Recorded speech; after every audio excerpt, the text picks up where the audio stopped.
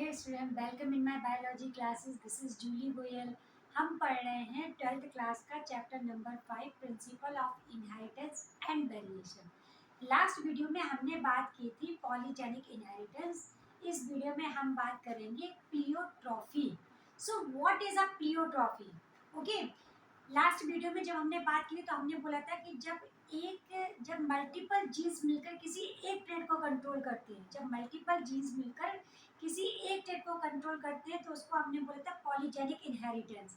अब इसमें just opposite कर दो, जब कोई एक जीन मल्टीपल ट्रेट को कंट्रोल करता है, जब कोई एक जीन मल्टीपल ट्रेट को कंट्रोल करता है, that is pleiotropy. Getting my point? तो इसके बेस पर हम बोल सकते हैं कि when one gene controls more than one trait, that is a case of the pleiotropy. Getting my point? अब यहाँ पर इसका बेस्ट एग्जांपल है phenyl ketonuria in human. Phenyl ketonuria in human और एक सिस्टिस फाइब्रोसिस भी इसमें आता है। तो इसमें एनसीईआरटी के अकॉर्डिंग हम बात करेंगे फिनाइल कीटोन्यूरिया। फिनाइल कीटोन्यूरिया क्या है? हमारी बॉडी में कई सारे एंजाइम्स होते हैं जो कई सारी मेटाबॉलिक एक्टिविटी को प्रोसीड करते हैं। ओके, सबको पता है ये। तो जितनी भी केमिकल रिएक्शंस यानी मेटाबॉलिक जो प्रोसेस कंडक्ट होती रहती हैं, हर एक केमिकल प्रोसेस के लिए एक या एक से कई तरह के हमें एंजाइम्स की रिक्वायरमेंट होती है।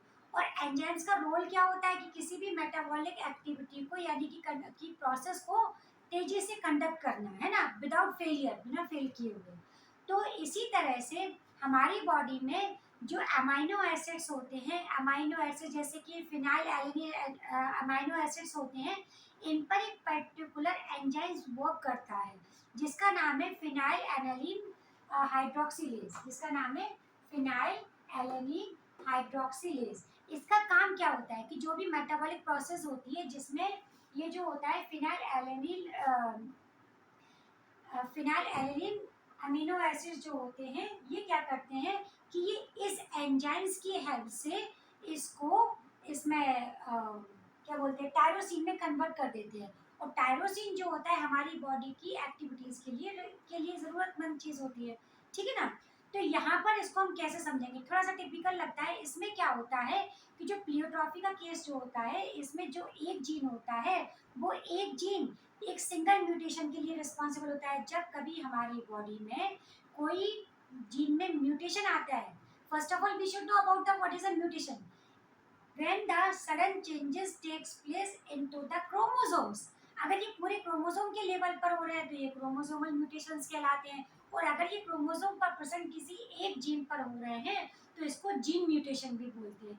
तो यहाँ पर जो है एग्जांपल है वो एक जीन म्यूटेशन का, यानी सिंगल जीन म्यूटेशन हो रहा है, कोई एक जीन इफेक्टेड हो रहा है जिससे किसी एक पर्टिकुलर टाइप का एंजाइम का फॉर्मेशन नहीं हो पा रहा है, जिससे बॉडी में कुछ एबनॉर्मलिटीज आती है, जिसके रिजल्ट पर अगर हम प्लियोट्रॉफी में फिनाइल कीटोन्यूरिया की बात करें तो उसमें जो 3 ट्रेट हैं वो कौन कौन से होते हैं?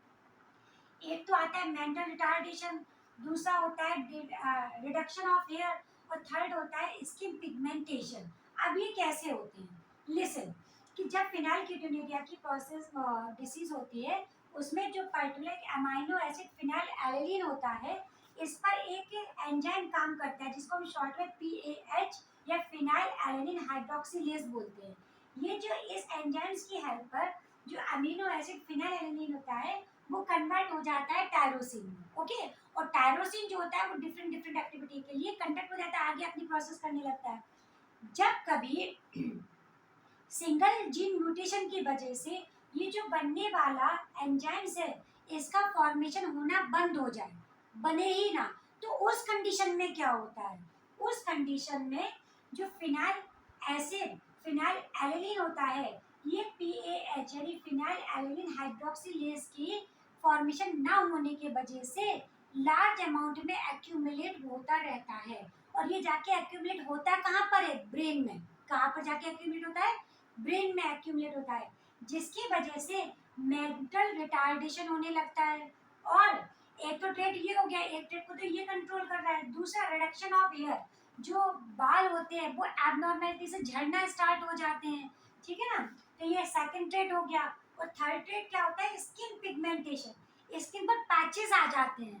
स्किन पर पैचेस आ जाते हैं, जिसकी वजह से स्किन के पिगमेंटेशन पर असर होने लगता है। तो यहाँ पर एक जीन क्या हुआ, ये थ्री ट्रेड को कंट्रोल कर रहा है। कौन कौन से? Mental retardation, reduction of hair and skin pigmentation. तो that is a best example in a human body, that is phenylketonuria is an example of the pleiotropy. So what is a pleiotropy? Whenever due to the single gene mutation one gene जब जब single gene mutation होता है, उसकी वजह से जो retardation होते हैं वो तीन तरह की रिटार्डेशन, यानी तीन तरह की जो एबनॉर्मलिटीज आती हैं। और जो प्लियोट्रॉफी होता क्या है कि जब एक जीन होता है वो मोर देन वन ट्रेट को कंट्रोल करता है। Getting my point? ओके, तो इसी बेस पर हम बोल सकते हैं when one gene control more than one trait, that is an example of the pleiotropy. It takes place in the absence of the some specific kind of the enzymes in the body, like as phenylalanine hydroxylase, or it's a result of the single gene mutation. Okay, I hope video समझ में आई होगी। तो बेटा like and subscribe जरूर करें। Thank you.